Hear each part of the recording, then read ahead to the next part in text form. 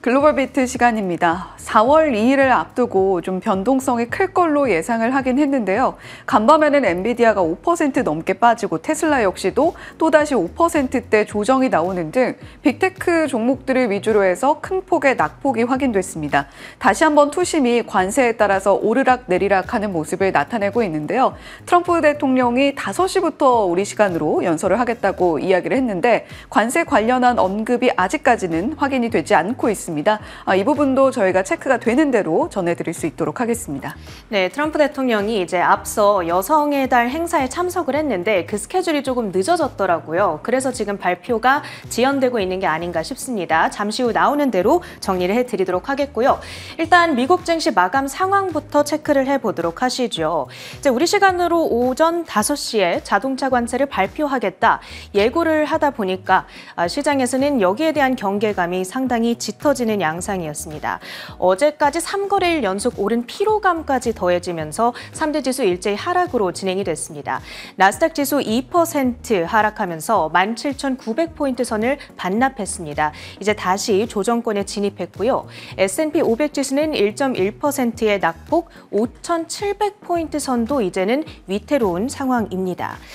오늘 발표된 2월 내구재 수준은 기대치를 크게 웃돌았습니다. 1% 하락할 거라는 예상과 다르게 0.9% 오히려 증가를 한 거죠.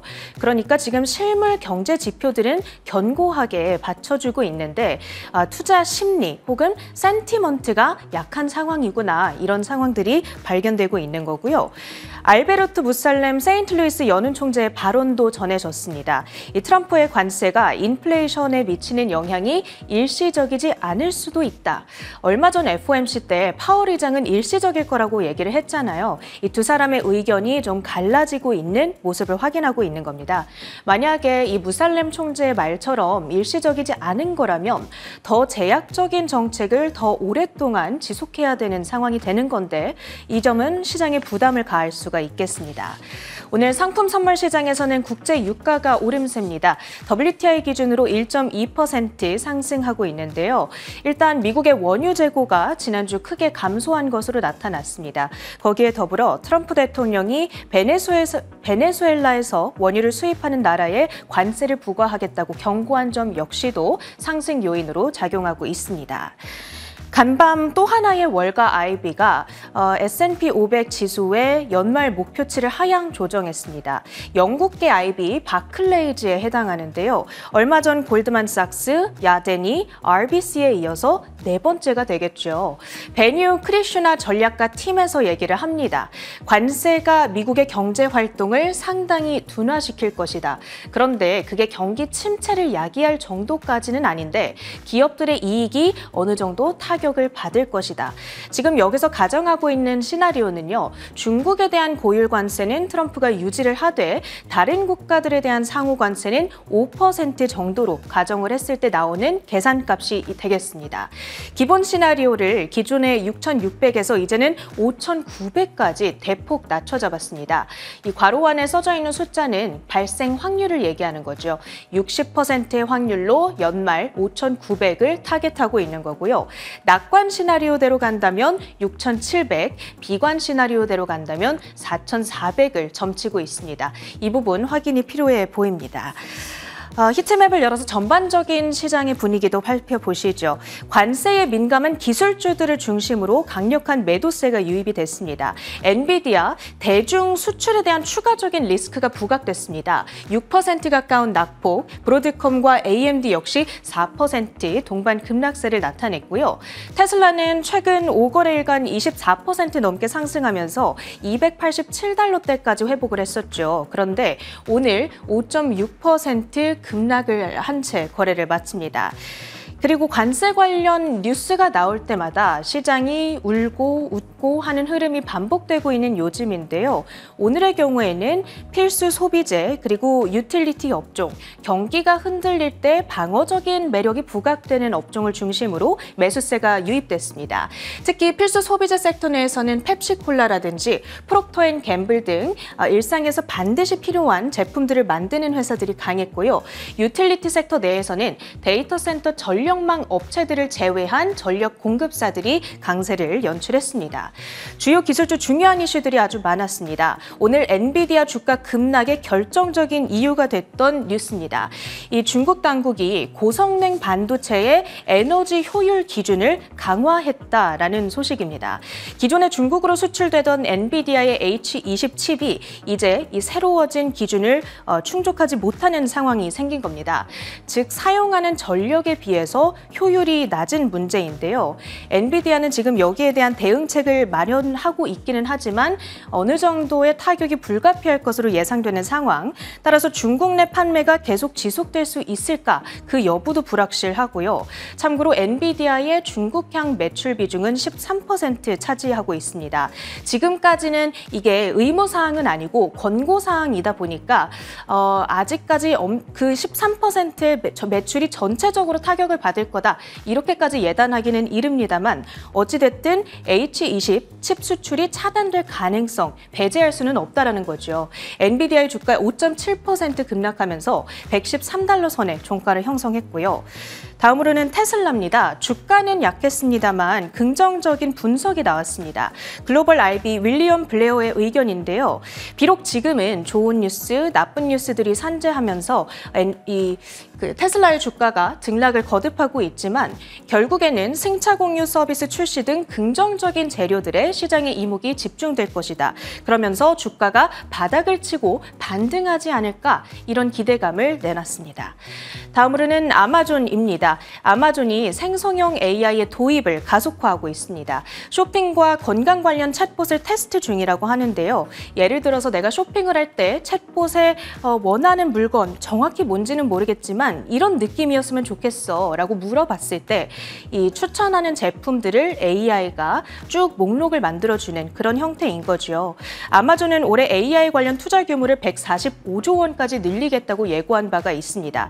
이렇게 엄청난 캐펙스 규모를 이런 서비스 결합을 통해 정당화할 수 있을지 지켜보셔야겠죠. 급락 특징주들 조금 더 보겠습니다. AI 데이터 센터 밸류체인 종목들이 전체적으로 약했습니다. 조금 아까 말씀드렸던 그 중국 쪽에서의 수입 규제 강화 이 부분도 한 가지 이유가 되겠고요. 그리고 종목으로 보자면 버티브 홀딩스가 급락을 했습니다. TD 코엔 측에서 한 가지 코멘트가 나왔는데 하이퍼스케일 설계 변경에 따라서 장비들 구매가 지연되고 있다는 이야기입니다. 이것이 버티브 홀딩스의 2025년 상반기 실적에 타격을 가할 수 있을 거라는 이야기가 나오고 있고요. 이에 따라서 주가는 10% 넘는 급락세를 간밤에 가져갔습니다. 뿐만 아니라 이튼이라든지 트레인 테크놀로지스 등의 다른 장비 관련주들도 동반 하락세를 나타냈습니다. 그리고 데이터 센터 전력망 관련주들을 함께 밀었던 또 하나의 소식이 있습니다. 이 마이크로소프트가 얼마 전에 데이터 센터 리스를 일부 취소했다라는 뉴스 몇 주 전에 기억을 하실 겁니다. 그런데 그 취소 철회 규모를 확대하고 있다는 뉴스가 올라온 거죠. 미국과 유럽에서 총 2기가와트 규모의 데이터 센터 프로젝트를 중단했다라고 TD 코엔 측에서 이야기를 했고요. 데이터 센터 인프라가 공급이 너무 과잉됐다 이렇게 이유를 설명하고 있습니다. 전력망 관련주들 일제히 급락을 한 가운데 GE 버노바 대표적으로 5.5% 하락하면서 317달러 선까지 밀려났습니다. 그 밖에도 비스트라라든지 컨스텔레이션 에너지라든지 일제히 하락으로 진행이 됐습니다.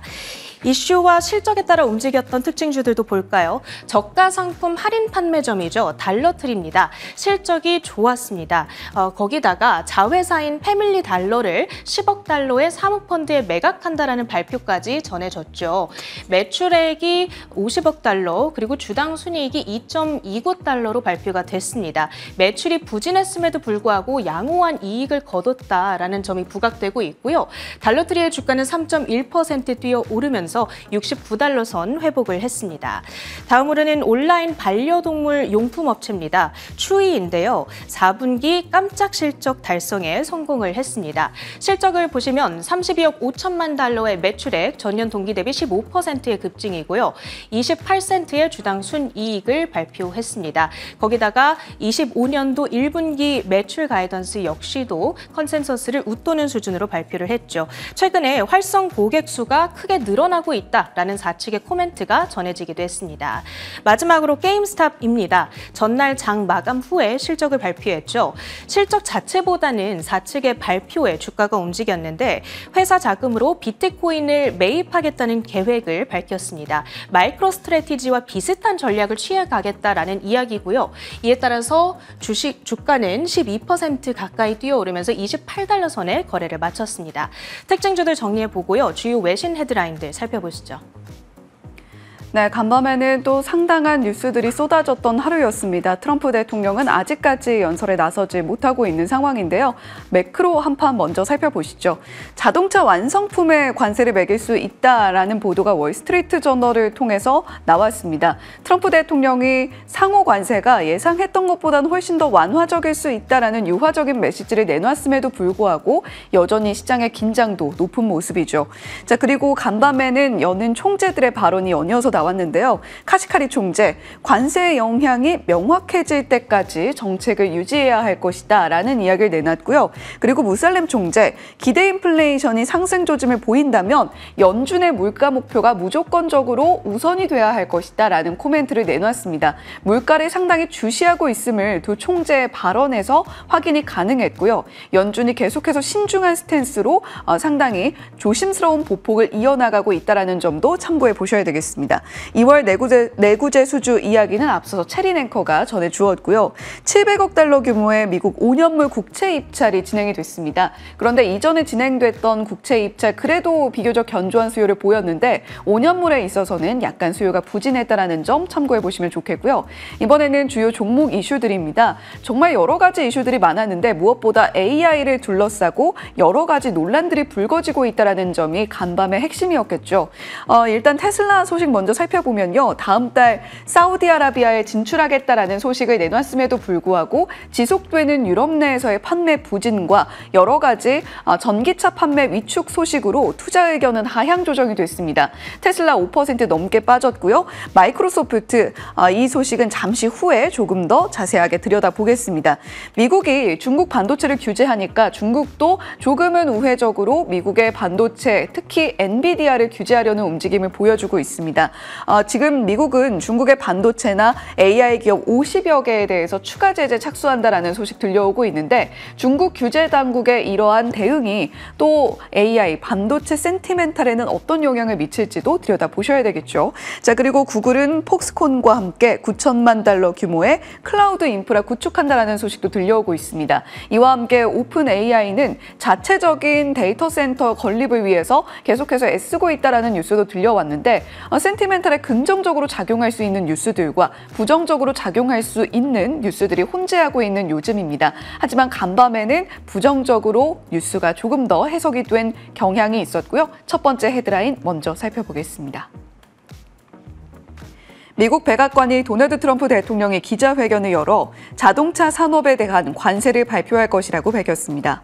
캐롤라인 레빗 백악관 대변인은 브리핑에서 이번 회견 일정이 추가됐다면서 트럼프 대통령에게 발표 내용을 맡길 것이라며 구체적인 내용은 언급하지 않았습니다.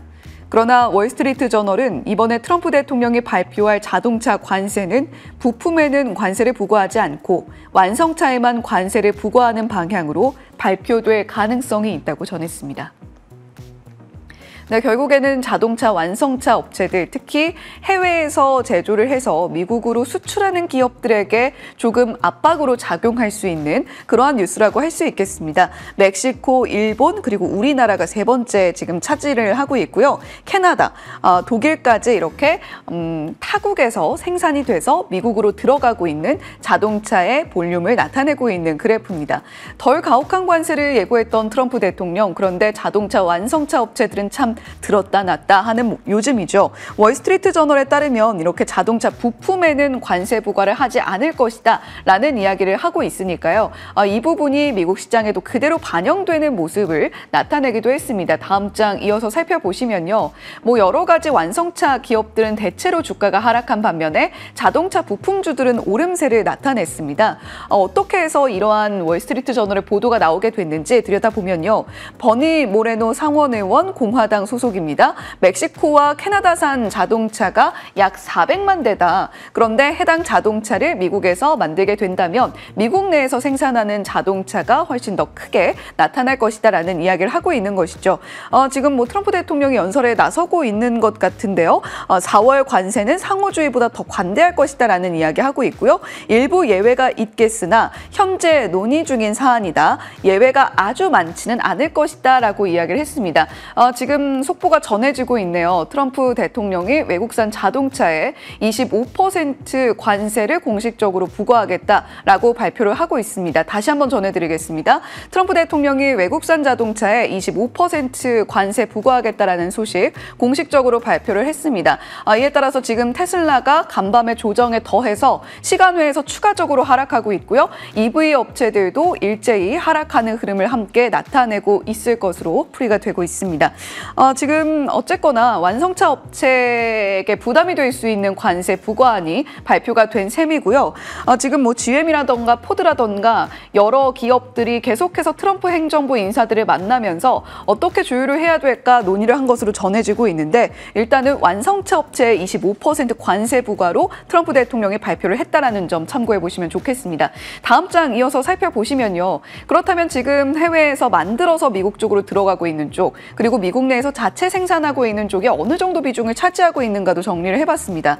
GM 같은 경우는 67%가량 차지하고 있고요. 포드 같은 경우도 그래도 내수로 좀 자동차가 많이 생산이 되고 있습니다. 이에 따라서 간밤에는 주가가 아주 크게 빠지진 않고 오히려 상승하면서 마무리를 했는데 시간외에서 동일한 부분 반납했거든요. 지금 이 발표 이후의 주가 추이도 지켜봐야 되겠습니다. 현대차와 기아는 38% 미국 내에서 생산을 하고 있는데 최근에 이번 주에 발표가 됐던 부분을 함께 감안을 한다면 관세 부과에 있어서 어느 정도는 유화적인 제스처를 누릴 수 있을 것으로 풀이가 됩니다. 하지만 역시 해외에서 생산을 해서 미국 안으로 들어가는 쪽에는 관세 부과 피할 수 없다라는 점 방금 나온 발표 소식으로 확인이 됐으니까요. 이러한 부분들도 체크해서 가져가시죠. 자, 두 번째 헤드라인으로 이어가겠습니다. 미국의 수출 규제로 엔비디아의 첨단 반도체 중국 수출이 금지된 가운데 중국 당국도 엔비디아 제품에 대해 규제를 강화하고 있다고 전해졌습니다. 파이낸셜 타임스는 중국 최고 경제계획기관인 국가발전개혁위원회가 중국 기업들이 인공지능 데이터 센터를 건설할 때 에너지 효율이 높은 칩을 쓰도록 하는 규정을 도입했다고 보도했습니다. 새로운 규정에 따르면 중국에서 가장 널리 쓰이는 엔비디아의 H20 칩은 규정을 충족하지 못합니다. 중국 당국은 규정 도입 후 준수를 권고할 뿐 당장 엄격하게 시행하지는 않지만 이를 만일 엄격하게 적용하면 H20 제품도 중국 내에서 사용이 불가능해질 전망입니다. 중국도 결국 규제의 칼날을 아주 공식적이진 않지만 비공식적으로 꺼내든 셈이 된 겁니다. 중국의 국가발전개혁위원회에서 고성능 반도체의 에너지 효율 기준의 발목을 잡고 나선 건데요. 전력을 쓰는 데 비해서 성능이 이게 괜찮은 것인가 이런 식으로 규제를 들어가겠다라는 것인데 H20이 소모하는 전력이 워낙 좀 크기 때문에 이 기준에 미달하게 됩니다. 지금 중국의 이 국가발전개혁위원회가 접촉하고 있는 기업으로 리스트가 나온 것이 알리바바, 텐센트, 바이트댄스 같은 기업들인데요. 이러한 기업들에 우리 이런 규제 들어갈 거니까 어느 정도는 기준 충족이 필요해라는 메시지를 전하고 있는 것으로도 풀이가 됩니다.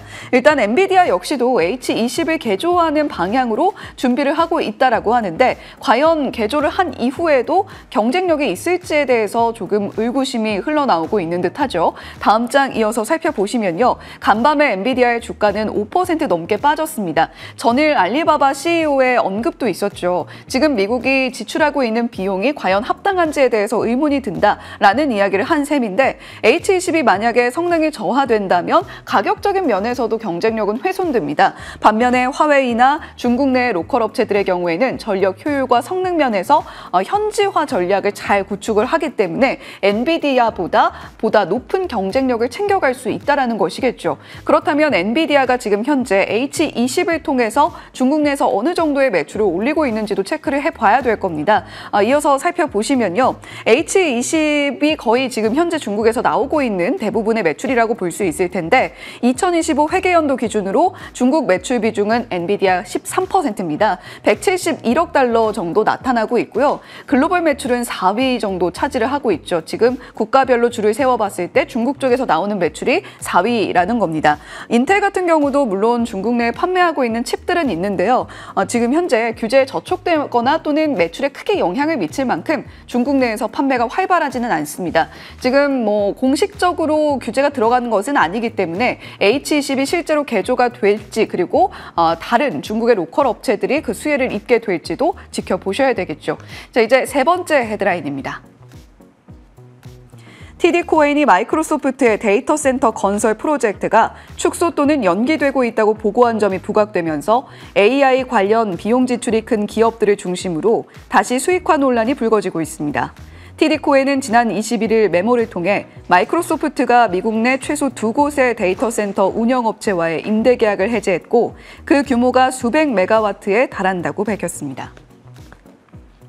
네, 이게 마이크로소프트도 어느 정도 좀 입장 발표를 냈습니다. 6월 말 마감되는 회계연도의 지출 목표 유지한다라는 코멘트가 나와 있는 상황인데요. TD 코엔의 보고서를 의식한다라는 메시지를 주지 않기 위해서 구체적으로 TD 코엔을 언급하지는 않았습니다.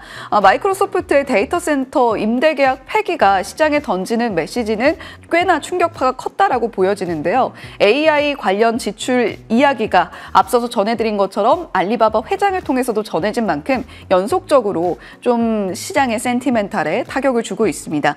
AI 모델 훈련과 클라우드 기반 AI 지원, 데이터 센터 구축 계획을 지금 원대하게 세우고 있는 마이크로소프트고요.